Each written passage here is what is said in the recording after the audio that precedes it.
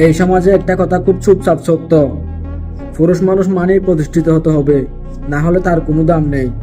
কেউ মুখে বলে না, কিন্তু আচরণে বুঝিয়ে দেয় তুমি কেমন মানুষ সেটা না, তুমি কতটা সফল সেটাই মাপা হয় এই সমাজে। যখন তুমি সংগ্রাম করো তখন কেউ তোমার পাশে থাকে না।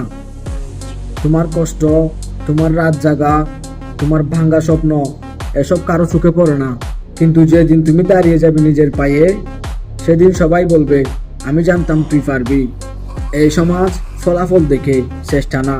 এই সমাজ সফলতা দেখে, সফলতার পেছনের গল্প না। তাই অন্যের স্বীকৃতির জন্য নয়, নিজের সম্মানের জন্য লড়ো।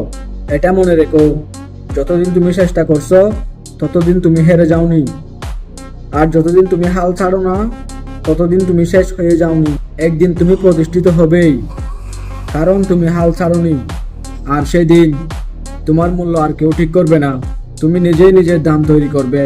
উঠে দাঁড়াও, লড়াই চালিয়ে যাও এবং নিজের গল্প নিজে তৈরি করো।